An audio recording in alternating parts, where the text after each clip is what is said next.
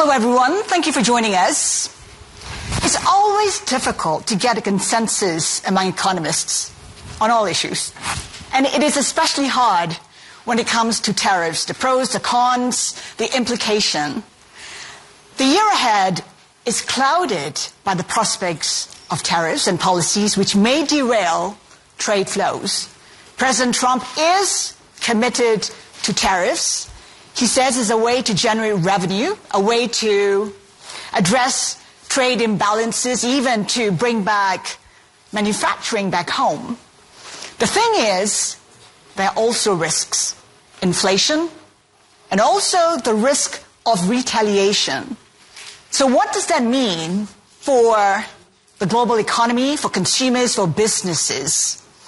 Well, this town hall hopes to be interactive. We hope for it to generate robust conversation. Every seat in the room today is a hot seat, so you may be called upon. We do encourage participation. And if you would like to speak, do raise your hand. A microphone will be headed your way. You do not have to agree. You can disagree. You can come up with a new idea. Let's make it as interactive as possible. It's my privilege to introduce to you the speakers today. Valdis Dombrovskis, Commissioner of Economy and Productivity, Implementation and Simplification of the European Commission. Dr. Ngozi Okonjo-Iweala, Director General of the World Trade Organization. She's also a member of Board of Trustees of the World Economic Forum. Let's get it started. And of course, we're joined online by participants as well. And for those of you joining us online, there's a QR code. Please do use that QR code if you want to submit any questions. So I want to start the ball rolling by having a polling question. Someone snigger. Are tariffs necessary in today's economy to boost domestic production? That is the basis of Trump's argument, of course. And when we talk about in today's environment, a pragmatic environment, and also a challenging environment where increasingly we're seeing more protectionist policies from economies. So are tariffs necessary in today's economy to boost domestic production? Only two choices. It's a yes or a no. And currently, no is winning, but of course there are those who say yes as well. Keep casting your vote, but as we wait for, I guess, all the answers to come in, Dr. Ngozi, if I can just call on you, what do you think? First of all, thank you, Haslinda, and good morning, everyone. I just want to say, I know this debate is about tariffs, but I want to remind everyone that trade and the WTO is about much more than tariffs.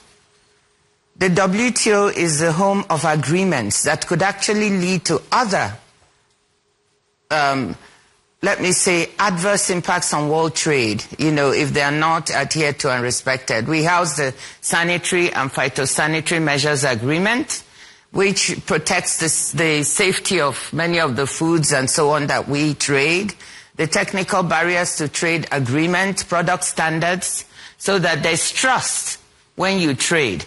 So tariffs are important, but trade is not only about tariffs. I just wanted to put that. The second point I want to make is that please let's not hyperventilate. I know we're here to discuss tariffs. I've been saying to everybody, could we chill also? Because 80% of world trade right now, world goods trade, is taking place on WTO terms. And world trade is at a peak, $30.4 trillion, which is higher than the pre-pandemic peak. So there's resilience. Does that mean I'm not concerned about all? No, I'm not trying to say that. But I just sense a lot of hyperventilation, and we need to take a deep breath. So now, coming to the issue about what do I think about tariffs. The issue about trade policy, including tariffs, is that they're what we call kind of stroke of the pen kind of policies. They are very easy to use. You can just sign or not sign on that. So they're used quite often to solve problems that are not trade, not the fault of trade. And trade is sometimes unfairly blamed for things that are not really resulting from trade. Like if you look at deficits, trade deficits, sometimes you see that the problem is not actually coming from trade, but from macroeconomic imbalances. Either there is too much, if two countries have a deficit vis-a-vis each other, it could be that one, domestic consumption needs to be spurred, it's not adequate. And the other, maybe there's no savings, everybody is consuming too much. So I'm just speaking in very simple terms. So there's savings, consumption, imbalances that need to be solved. And even if you use tariffs, they could do well temporarily to reduce the deficit. But I think ultimately there are other issues that come, they're inflationary, they can make the exchange rate appreciate, make your exports uncompetitive, and then you come back to the point where your deficits are rising again. So I think we need to, and it's not just me saying this, other institutions have done the work. We need to look at the fundamentals, the macroeconomic fundamentals, and work on those, as well as on trade issues. So that's one of the things that, and tariffs can be inflationary, as I just said. They can appreciate the exchange rate. So they have other consequences that we need to be very mindful of. We'll pick up on the consequences slightly later. Commissioner. Well, first of all, good morning, everyone. And indeed, about tariffs, it's not really yes and no question. As we know, economic reality is more nuanced, and I think Dr. Gose already sketched out some of this complexity. If I was to answer yes, no, I would go for no. And I think European Union itself is important lesson for that. Now, even if you look inside the European Union, our main economic achievement as European Union is EU single market, meaning that we do not have trade barriers between 27 EU member states. There is free movement of goods and services, as well as labor and capital. And there are countless studies showing that serves European Union and each of EU member states very well. So removing trade barriers has helped Europe to prosper. And the same is true outside Europe. Those countries which are economically isolated already now are not countries which are the most prosperous. Actually, the opposite is true. Those are among the most amongst the poorest countries. And also history does not have any good lessons in this regard. When there was last time some kind of fall towards protectionism and global economic fragmentation, which was in early 1930s, this was one of the factors contributing to the Great Recession. So therefore we do not see protectionism as an answer for economic problems.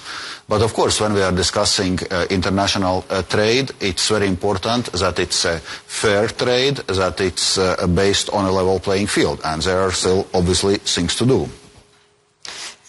Can we have our participants here weighing in on the issue, especially those who actually voted yes? Is there anyone in the room that trade could help boost domestic production? I mean, when we take a look at tariffs as well, the thing is, it's not a new tool. It is a blunt tool. It is not a new tool. It has been used before, and tariffs actually evolve. You talked about how it just is easy to sign it. It's also quite easy to reverse it.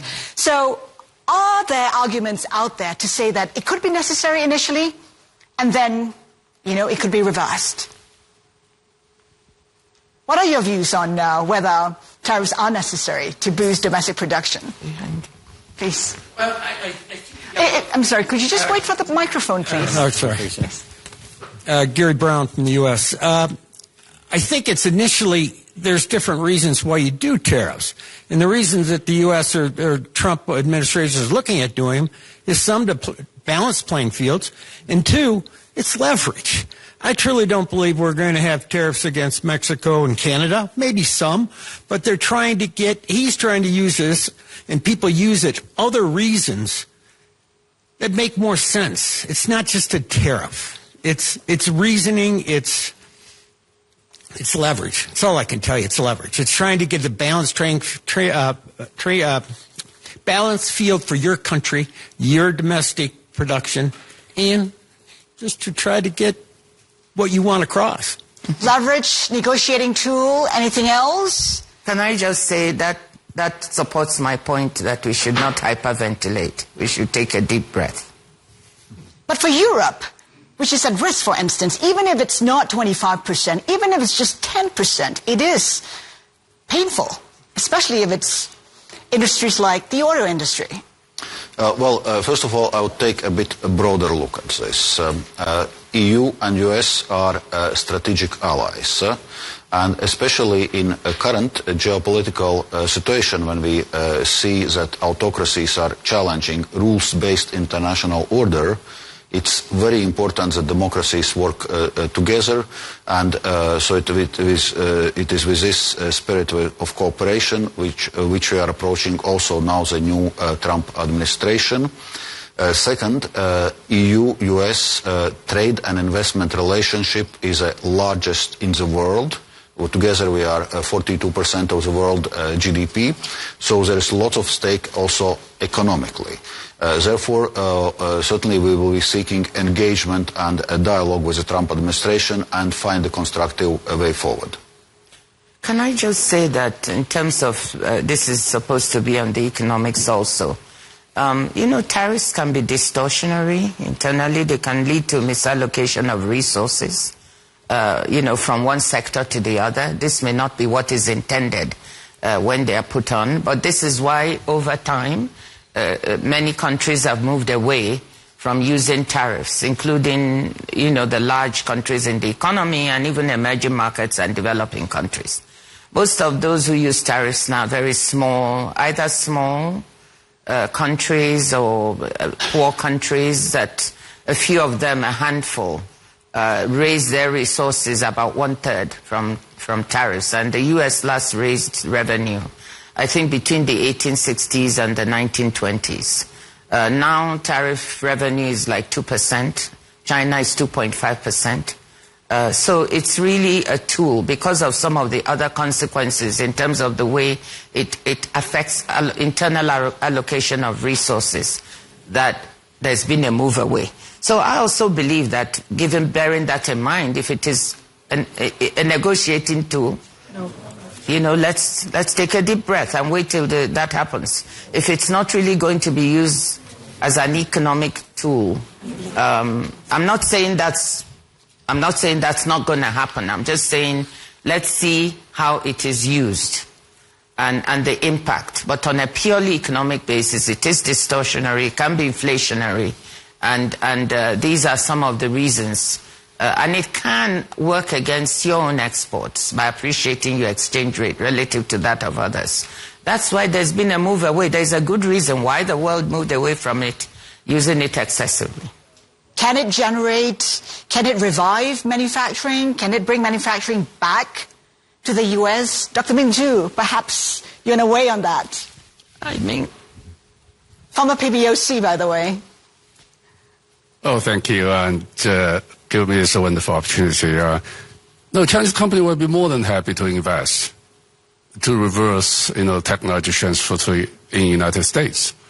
But currently has a ban, the technology ban, capital ban, particularly on renewable energy, solar panels, EVs, batteries. I think a lot of this new environmental protection, carbon neutrality related companies would love to invest in the United States. Yeah.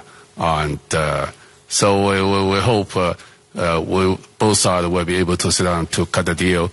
U.S. can open the door for Chinese investments. I think that will be wonderful. That will be good for both. Yeah. Anyone else would like to weigh in? Can you just wait for the microphone? Could I have the microphone here, please?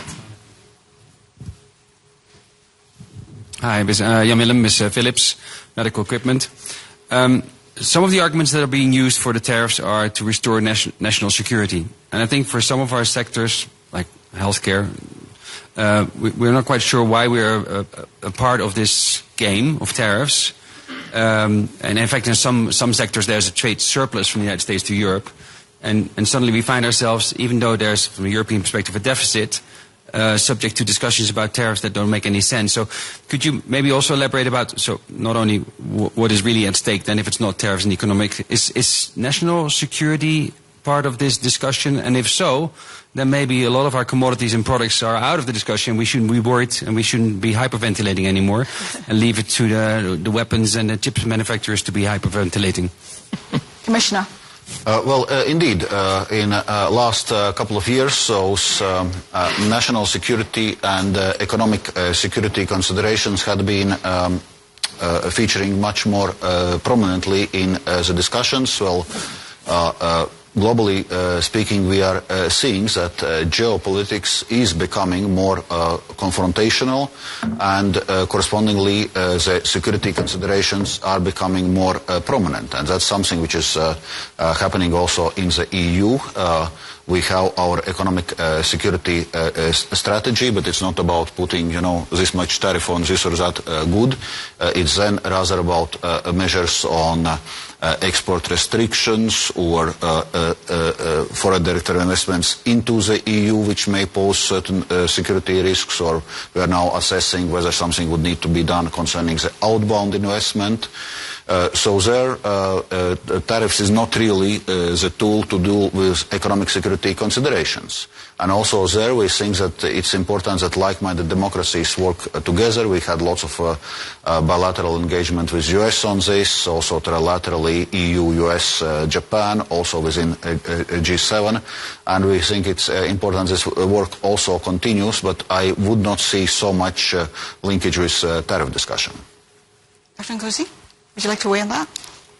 I think I've weighed in quite a bit. I would hope that I understand, because it's easy to use tariffs, that it's quite attractive as a political tool. But I would hope that on the economic side, we also have a strong analysis of what this means. And so as we use it, perhaps as the gentleman said over there, once the objectives of using this, if it's leverage, as you said, have been achieved, that we could get to a place where this is not something that is excessively used, because the world has worked really hard over time to try to lower tariffs, and this kind of approach has boosted world trade, and every country has benefited. Every country. The US has benefited, China, East Asia, the whole, actually, maybe there are poor countries who have not benefited as much. Countries in Africa haven't benefited as much. Their share of world trade has stagnated around 3%. Least developed countries, the poorest, their share has stagnated around 1%. So we need to think about what that means. And they're the least integrated. I think Valdis said it. They said those who are not doing so well are actually the ones whose tariffs are very much higher, and they're not as integrated into the world economy as others who have lower tariffs. So we should learn some lessons about what this means. And that's all I would want to say. But I understand politics. Well, let's let the politics play out, and then we'll see. Please go ahead. Just to mention the lessons, let me complete the answer to your question. I really don't think the tariff will bring the manufacturer back to the United States. The lesson is, since yesterday you also shake your hands, we're in the same ground. Great. And you see, it's American, Chinese in line with together. And, it can be consensus after all. 8 years ago, 2018, so Trump 1.0 launched a 301 against China, right? So in that time, the tariff against Chinese export to U.S. increased from 3.75, which is most favorable nations in the tariff level, gradually jumped to 19.6 today. So it's really 15% tariff increase now. But China still exports around 500 billion goods to U.S. and still have a $350 billion surplus with U.S. But not very much increase, I have to say, I have to admit, right? So market share shrinks. But if you're looking for the U.S. manufacturing share to GDP continue to drop from 12% of GDP drop to today 10%. It's not easy. Build a manufacturing is not an easy thing. You need many things. Tariff is absolutely not instruments to do that, right? So I really don't think that will work. In classical economics, the tariff only works in very specific conditions. You have your infancy industries, you want them to grow up, you are ready, and who they right, you do tariff, protect this particular sector. When you grow up, you cut your tariff. That's okay, but general tariff will never, ever boost the economy or bring manufacturing back. It is cooperation can help U.S. rebuild manufacturing.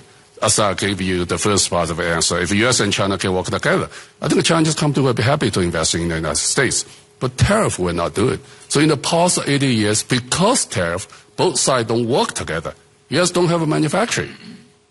All right, continue to stay at low level. So I hope Trump, I believe Trump will understand, can open the door for both countries to work together. And it's good for China, and good for the United States, and good for the whole world. And the U.S. will have a new modern, green manufacturing. I think that would be good. Yeah. Thank you. Well, when it comes to the U.S., we know that Trump's economic advisor says that tariffs would help make the U.S. rich again. If tariffs is not the way to make the U.S. rich again, what are the other options? What are the alternatives? What should the U.S. be looking at as alternative ways to make it rich again? Anyone from over here? So.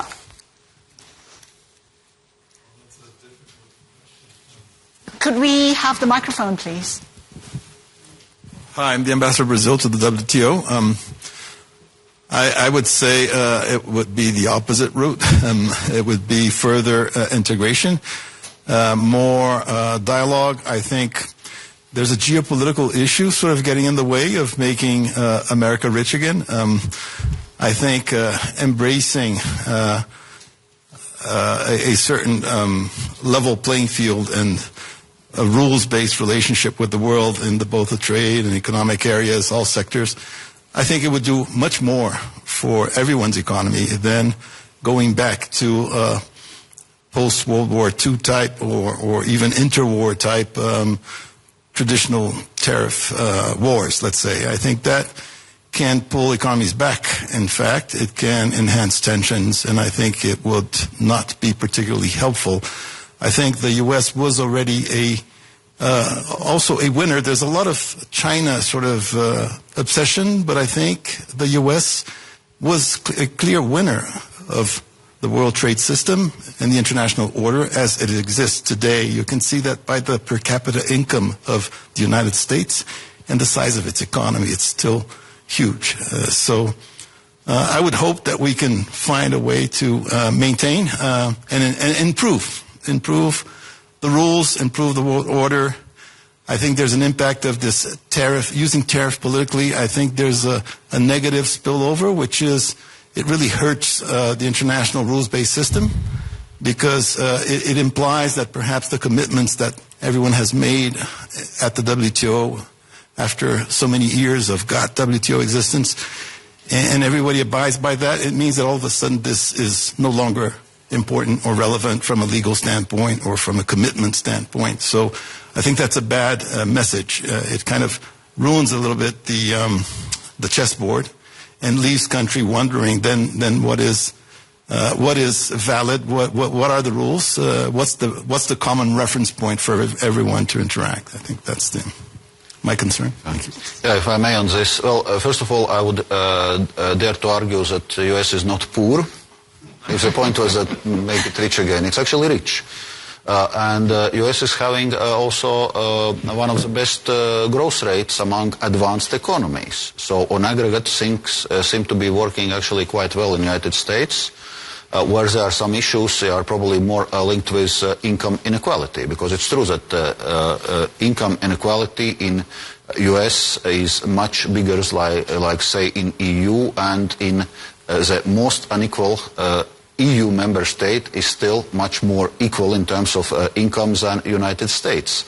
And that's obviously is generating also certain political problems, which Trump may be now trying to solve with tariffs, but focusing on addressing income inequality probably would be most efficient way of addressing those issues. I just want to say that the U.S. is a leader It's a leader in services trade. It's a leader in innovation. The U.S. is so far out front that, and the U.S. should be proud of this. It's the largest exporter of services in the world. It's the largest innovator. It holds the most patents. 22% of all patents are held. The U.S. businesses earn $136 billion a year in royalty payments from the innovation that they've had. And net about 80 billion. So even after you net out what they have to pay, they still owe more. China is in a deficit in this area. It pays out more in terms of trying to patents and all than it receives. I just want to also put that in context. And, you know, the U.S. has been losing manufacturing jobs, and there's the idea that only manufacturing jobs are good. I understand it. We have to speak to those that are not, you know, because you're accused, let's not be accused of being elitist and try to understand the pains of those working class people who are losing these jobs. And it's true, they have lost jobs. You know, many studies have been done that show that due to China competition, about 2.4 million jobs have been lost in the U.S. But by the same token, manufacturing jobs and services jobs have also been created. So it's not only on the negative side. And there are almost like 2.7 million jobs, almost 3 million created in manufacturing. And in services, another 4 million jobs. And there are good services jobs. So 7 million versus 2.3 or 4 that have been lost. So net, the U.S. trade has helped the U.S. do better. And no one ever talks of these services jobs, but that's where the future lies. The fastest growing segment of trade is digitally delivered services trade. It's growing at 8% per year versus goods trade that is growing at 5.8%. And the U.S. excels. So sometimes I get puzzled about why isn't the U.S. building on what it's so good at, which is innovation, you know, which is, you know, getting people, and not only just innovating, but applying the innovation to make goods. So could we talk about that a little bit? What we need to do is those that are losing out, because manufacturing jobs are moving out, not so much because of trade in some areas, but automation, technology. Mining is no longer about people digging things from there, except in very poor countries. It's about automation, and so people are losing in West Virginia and that. Could we have a policy of using more resources to retrain and reskill those people so they could actually benefit from where the U.S. is excelling, which is both high-skilled jobs in the AI space and in the innovation space? This is the kind of dialogue I think we ought to be having, not where is the U.S. losing, but the U.S. is gaining much more overall in the world, and no one is talking about it. But I have to say these facts, because these are facts, okay? They are not debatable. The numbers are there. So the numbers don't lie. I hope so. No, but I think the U.S. has this advantage that I wish we could talk more about, because we need to build on it for people in the U.S. I'd like, though, to stay focused on the discussion we're having today. When we talk about tariffs, it's not just about the U.S. imposing tariffs. Now we have the likes of Canada, China, Mexico also saying they will reciprocate. They, too, will impose tariffs. I mean, how do you see this playing out? I mean, is this tit for tat? How might this play out in the global economy? Well, let me say this. Valdis pointed out that we've been there before. We've seen this movie, as I said elsewhere, in the 1930s with the Smoot-Hawley Act. Could it get worse, though? And it worsened the Great Depression, made it worse, and then the world came to see that this was not the way to go. So if we do a tit for tat, we're very much saying to our members at the WTO, you have other avenues. Even if a tariff is levied, please keep calm. Don't wake up and without the necessary groundwork, levy your own. If there's 25%, I'll do 40%, and so on. And that's why I'm very intent here on not leading us to a self-fulfilling prophecy. Because if business people walk out of here thinking everyone is disobeying the rules, and the ambassador from Brazil just said, the bulk of members are obeying the rules. If they walk out of here thinking that, they'll go home and say to their politicians, hey, listen, you are sitting trying to do the right thing when everybody is doing the wrong thing. Why don't you do the wrong thing too? Then we will have a self-fulfilling prophecy of tit for tat. And we've done the numbers. If we have tit-for-tat retaliation, whether it's 25%, tariff 60%, and we go to where we were in the 1930s, we're going to see double-digit global GDP losses. Double-digit. That's catastrophic. Everyone will pay. Everyone. And the poor countries will pay even more. Second, if we just do not quite tit for tat, but even a version of that. Let's say we break into 2 trading blocks and, we're not trading across the world. And we layer in trade policy uncertainty. We've done that work too. We're going to lose 6.4% of real global GDP in the longer term. That's like losing the economy of Japan and Korea combined. $6.75 trillion. That's far from trivial. And that will hurt everyone also. So that's why I'm saying let our members, and they are listening, I want them to listen more. The EU is here, Valdis and I, and President von der Leyen and all. We've been talking about this. Could we use the methodologies? If you think you're being harmed, you as a member are entitled to launch a series of investigations to look at what is this harm, and then to show it. After that, you can request consultation from the economy that is harming you. And then we take it from there. There are processes laid out. Well, I'm encouraged by seeing some investigations being done in the U.S.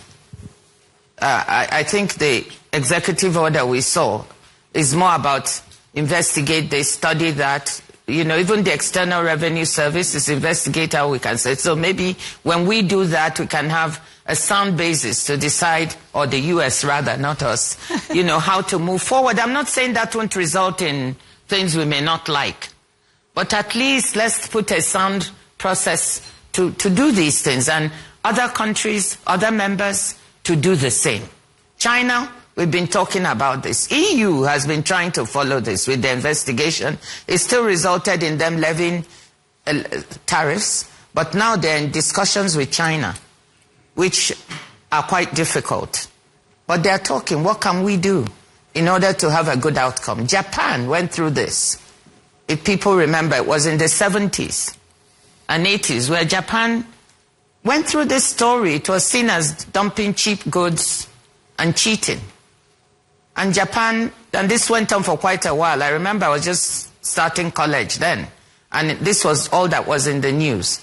And Japan entered into discussions with the US to try to find a way out, which resulted in setting up factories in the US, in doing some other things, in a managed approach that worked. So there are methodologies, there are ways, and maybe that's what the new president is looking for, to try and see if he can get a dialogue on some of these issues. At the same time, we're encouraging China to be more transparent and more open with its trade policies and the way it does business, to report those things it's supposed to report to the WTO more, so we have more data on what it is doing. And we received a dump of data recently, which we put in our trade policy report, but we found additional data, which after discussion with China, we were able to publish, and we're pushing them to move in that direction, and that's going. So I think if we work with each other, we can have more transparency, because trust is missing. And that's what's bedeviling trade. If we can restore some of that, then all the discussion about tariffs, after the political part of it, we might have a sensible discussion. Sorry, I don't mean to hog the conversation, but... Go ahead. We have a microphone, yes. Since Director General mentioned about Japan, I'm from Japan, so I have to respond. I think we went through this old story. Yes. But the auto industry of Japan was not about cheating or dumping. We were much better. But at the time, we understood politics. We could, if left alone, we could have wiped out the U.S. total auto industries. But we understand that was politically unacceptable. So we sort of struck a deal with the U.S. that we will limit the export of vehicles from Japan and the U.S. Many political pressures were put against us, but that led to transplants in Kentucky for Toyota, Honda for Ohio, and they worked very hard to localize. So today, I think many Americans are considering Kentucky Toyota is part of Kentucky. Honda in Ohio as a part of America. So I understand China is having a difficulty, but I understand I'm supportive of free trade policy. But in order to deal with the political reality, we have to find, probably U.S. and China would have to find a win-win solution. And I'm not quite sure if we can be proud of our experience, but now we don't see trade conflict between the U.S. and Japan. Well, we may be imposed with 10% tariff. Like everybody else. But it's very different from 20 years ago. Try to have a win-win solution. Try to be as American as possible for the important industries. So that's, I think, the realistic experience. It's a very good experience to build on. Try to have that dialogue between the two countries. And maybe that's what President Trump is seeking. I don't know, maybe. And then you could come to some negotiated solutions. It's happening in the EU. They are trying to do it now. Commissioner? Indeed, as I said also at the beginning, from EU side, we are certainly open for engagement with US and for constructive dialogue and for seeking a good way forward. Any input? Okay. Since we've been talking about the US only, since we have the EU commissioner, let me allow me to raise this point. CBAM. I know it is not considered to be tariff, but it has a de facto tariff impact. I support the goal of CBAM, but now it has the proliferation problem. It started with 5 products, steel and so on, but now the downstream products of steel are now covered by CBAM, including screws and bolts. I'm not quite sure to what extent screws and bolts affect our planet. Number 2, I was in many sessions with my friends from Africa, trade and energy, and I heard so many concerns about what CBAM would impact the growth of the developing economies. And I heard from them, not from Japan, that when they talk about just transition, it's not just access to power. To fulfill their desire to growth, and trade is the best means for growth. It's not aid. So hopefully this balance between trade and legitimate climate change policy could be discussed, and also the CBAM impact on developing countries, how it would be addressed, including what do you do with the revenue of CBAM, which is not being made clear. So once again, climate change policy, trade policy, and development policy, these 3 would have to be discussed. Yeah, if I may, to say a couple of words on CBAM. When we were designing CBAM, we were very careful to make sure that it is within the rules of the World Trade Organization. So the starting point is that we have our energy-intensive industries, and so far, to avoid so-called carbon leakage, we were exempting them from carbon pricing, from our emission trading system. Now, with the European Green Deal, we started to put carbon price on our energy-intensive industries. So the question is, how do we deal with the risk of carbon leakage that then those energy-intensive industries, steel, cement, fertilizers, so on, that they go just across the border and then those goods are imported into the EU. So what we are saying, we are putting the same price of carbon, which we are putting on our own producers, on importers. So therefore it's not price distortive. And we are very clear it's an environmental measure. So if a third country is putting the price of carbon on its own production, we are subtracting it. So therefore it's indeed something which can be seen more as a consumption tax. So the end result will not change the competitive position of EU producers vis-à-vis foreign producers. The end result will make certain goods more costly in the EU market. But okay, that was a decision we have in a sense taken and accepted, but I must insist that this is not a trade distortive measure. Maybe you can come in a little bit. We've been talking to the EU about this because the developing countries at the WTO see the CBAM as a measure of trade protectionism. And as the gentleman said, they are very upset about it. And the EU is trying to meet its climate goals, but this instrument is seen by others as preventing them from accessing EU markets. We actually brought the Director General who designed CBAM from the EU to come to the WTO for half a day to respond to members' issues. And it's not just poor countries, they're emerging market countries, and even at the margin, developed countries who are also concerned about this. But I think there are a few issues that need to be known. It's a carbon tax from the EU. Many developing countries don't have their own. So when they're talking to the EU and the EU says this is $100 per ton of CO2 emissions and therefore your thing is coming, they don't have any measure with which to discuss. Valdez just said we deduct their own prices that have been internalized, but many of them don't have a carbon price. So how do we develop this so that they can have a point of discussion with the EU? Second, many of the poor countries are saying, we didn't cause this climate change problem. We didn't. Historically, you guys developed in the developed countries, emitted and brought our planet to where it is. And now you want me at this time to pay the same tax as you?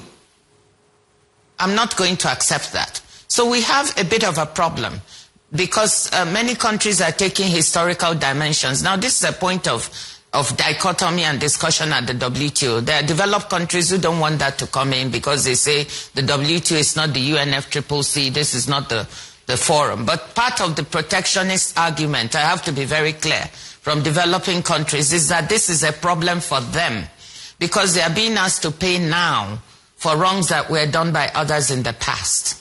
So we have to find a way to square this circle. I think developing countries ought to have a carbon tax. And we have a task force at the WTO of multilateral organizations like IMF, World Bank, UNCTAD, who are coordinating OECD to try and come up with a framework. It would have differential prices. But then we also need to coordinate for this acceptance that if a developing countries internalizes the prices, what happens to the difference? And have a sensible dialogue instead of a dialogue of the deaf. You did this to me, I didn't do this. That's not taking us anywhere. This is what we are now striving to work towards. But we've got to listen to the developing countries, their viewpoints that, you know, we cannot just go only on today's. We have to also think of our culpability or not for the past. I'm just laying out, I'm not taking one side or the other. I'm just laying out the arguments of my members and how we need to act to bridge that divide. Please. Can we have the microphone? Tariffs are very easy to use. Another instrument that is increasingly being used to spur local production and local manufacturing is global government procurement. The U.S. government has, in the first Trump administration, tried to get out of the government procurement agreement. But we see by America, by China, by India, by Indonesia, the larger markets are asking companies to, if you want to participate in public procurement, you need to make that stuff in our country.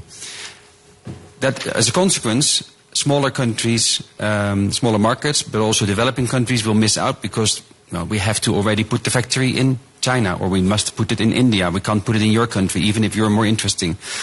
The EU doesn't do this, but increasingly the countries like the ones I mentioned are increasing their protectionism and using, instead of tariffs, local procurement rules. Are you worried about local procurement rules from a WTO perspective as being more damaging than tariffs? Indonesia is doing the same, I think. Indonesia is asking for value addition to its critical minerals. It's slightly different. We have a government procurement agreement with 49 members. It's a plurilateral agreement. And government procurement is very powerful. It's a $13 trillion business. And we see about $1.7 trillion in benefits through this agreement. So it's a good one. It offers more transparency. And I think it ought to be used it could be used in different ways that could be beneficial. Ways that would exclude and block other countries from benefiting, I think that's not what the intention was. as a lot of these policies. But I think we can be sensible. One way the government procurement agreement can be used sensibly is for environmental issues. You can ask that for your procurement, you buy green, in order to help the world lower carbon emissions. And with these kinds of trillions, that can give you a big push in trying to reach your climate goals. I believe that's an appropriate use of that instrument. Other uses, I would say, let's back off. Now, in terms of requiring companies to add value, I would say to private sector and companies, two things. One, we have seen that in certain sectors of the world's economy, there is overdependence. Trade is supposed to be about interdependence, not overdependence. So if we concentrate supply chains too much in one part of the world, or, manufacturing of a certain product in one country, it does not build global resilience. We need to decentralize and deconcentrate supply chains for certain products that are too concentrated, or certain supply chains. That's where I would differ slightly and say we saw in the pandemic what overdependence means. 10 countries exporting 80% of the world's vaccines and the rest could not get it and people were dying. So should we look at those critical minerals?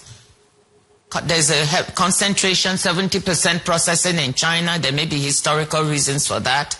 36% of critical minerals, but there's a supply elsewhere in the world. So there are some sectors where I think semiconductors, we need to build resilience by deconcentrating, not just to big countries. There are also others that have the capacity to have these supply chains. So let me stop there. So I believe in a certain amount of, at the WTO we have a term for it, reglobalization. Let's decentralize, deconcentrate, bring others into the world trade by integrating. Yeah, well, on this government procurement question, indeed, EU is part of the government procurement agreement, so correspondingly we keep our government procurement market open. But it's true that we see increasingly different barriers to procurement, which creates also certain reactions in the EU. Like in recent years, we have created what we call international procurement instrument, meaning that if a third country is keeping in certain sector its government procurement market close to the European producers, we may engage in discussions with this country, but in absence of solution, we close our market to that country's producers as well. To give a concrete example, we recently launched this international procurement instrument case against China in the area of medical devices, where we keep our market open, but our producers are not able to get into this Chinese markets, not even the ones who are producing in China, let alone the ones who would be delivering from Europe. So it's a certain rebalancing. Again, it's not an ideal solution, but as you see that indeed more and more countries are using this kind of Buy American style provisions. As a EU, we also need to see what to do, and this is a measured response which we have designed. But it must also be said that it's also driving this debate in the EU, and also in the EU there are forces which say, yeah, but we also should have Buy European. Why don't we do it? So. Just microphone over there, just one more. Thank you for a great session, and thanks to the Director General for her outstanding service. I have 2 points. First, I think the Japan analogy regarding the China-US relationship, unfortunately, there is a military strategic component to that relationship and that dialogue these days that did not occur in the 70s when the US was in discussions with Japan. I want to pick up, secondly, on one thing that the Director General said. The United States should be more self-confident about its ability to out-innovate China. But let me say this as well, with Mr. Zhu Min behind me. China should be more confident about its ability to compete with the United States without all of the non-tariff barriers, unfair trading practices, patent theft and other violations that have characterized Chinese economy over the last 15 to 20 years. There is a crisis of confidence in both these countries. Both can overcome it. It's tough, but I think actually with the benefit of the business community's support for President Trump, that I think this time next year I'm very optimistic that we will have progress in terms of restoration of confidence in the US and in China, but both have to play. In the meantime, do not hyperventilate. On that note, chill. Take the chill pill. Dr. Ngozi, thank you so much for joining us today.